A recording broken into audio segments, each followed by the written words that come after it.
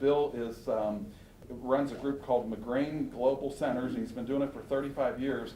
It's sort of an alternative to a psychologist visit. It doesn't replace it. It's sort of an alternative to or a supplement to normal psychological kinds of therapy and treatment and what have you that somebody might get. Some emotional and maybe even some physical scars and exhibiting low self-esteem and having some real problematic issues that quite frankly not only affects their life but affects your ability to represent them, your ability to kind of deal with them, their ability to sort of help you in presentation of their own case or an advancement of their own interests.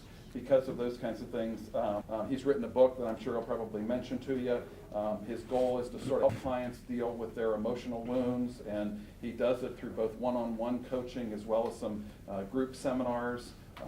And he has done this now for me on 2 different clients, and with some very, very significant successful results. And so the purpose of this is just to introduce to you all some alternative or some ideas or some resources that might be appropriate on one or more of your clients. So if I can, I'll turn it over to Bill at this point. This is Bill McGrane. Thank you, Tim. All righty. Appreciate it. Good. Welcome. Thank you. Good to be with all of you. You know, in the process of dealing with divorce, as all of you know, it's a traumatic experience for everybody. And if you're an attorney, you have to deal with issues that oftentimes you're surprised you even have to deal with. But I think the most important thing that I wanted to share with you today are, one, some tools that you can use if you're on the side of trying to support those going through the process. And then secondly, how can you help them? What do you do to be able to assist them through those things? And the McGrane Global Centers basically provides tools and teaching to transform individuals' personal lives, their relationships, and their families. And we do this through our one-on-one coaching. And we also do it through our public seminars that we do in Florence, Kentucky once a month, where people from all over the country attend. And Tim, in many cases, we were just talking, he brought to his attention a person who he was dealing with right now that was going through a process. And as we started talking about it, I said, you know, there's so many people going through this. If they knew what the options were, the problem is, what are the resources? And sometimes we don't know what those are. So I wanted to give you some ideas that could help you with that. People ask us, well, what's different about us than sending them someplace else?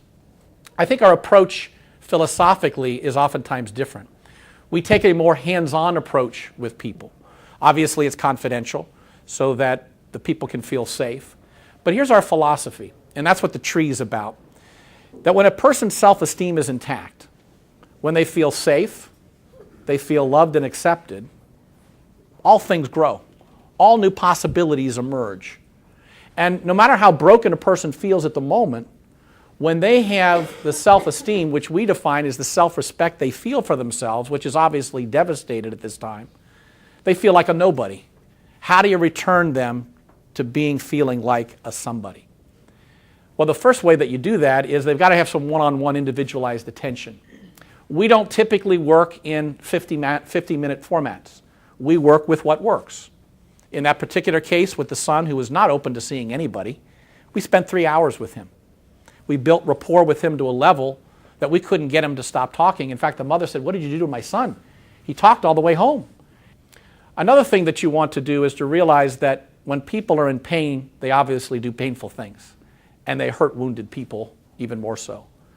And so what you can do here is to help them feel more comfortable in their own skin, so that they don't add to the process of pain that you're trying to resolve as quickly as you can. So it's also a way of speeding up that process.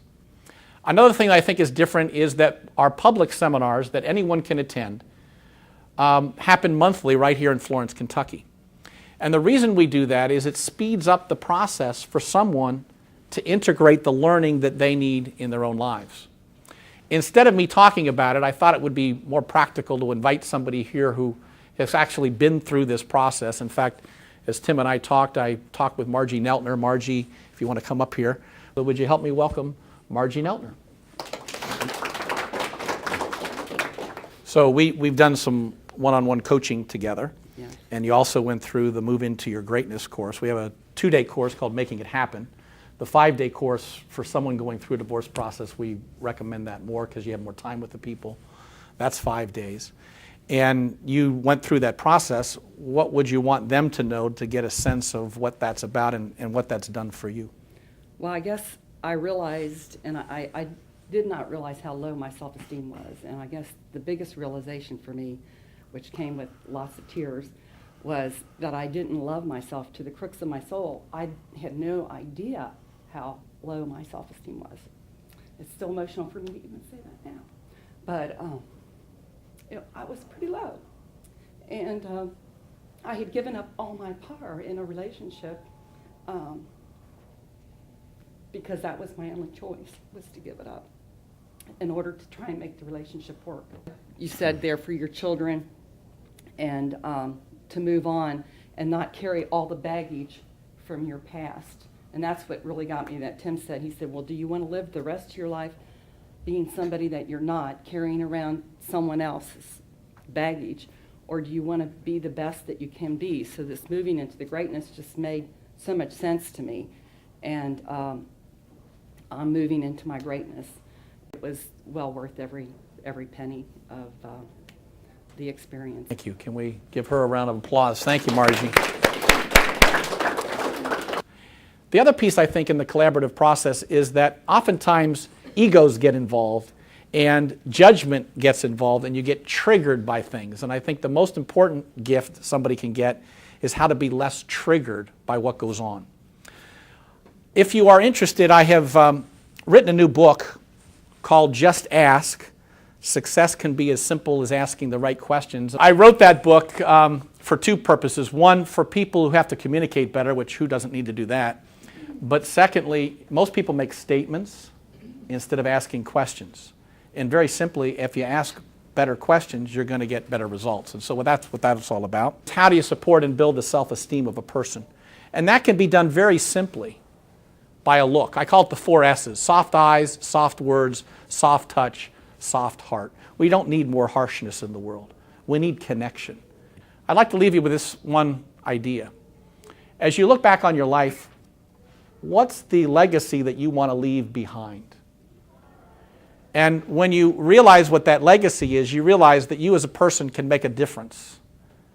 And when you make that difference, then you're leaving your legacy in a very significant way. So I hope that that helped you. Tim, thank you for the opportunity to be with you. And everybody join me in thanking Bill for coming.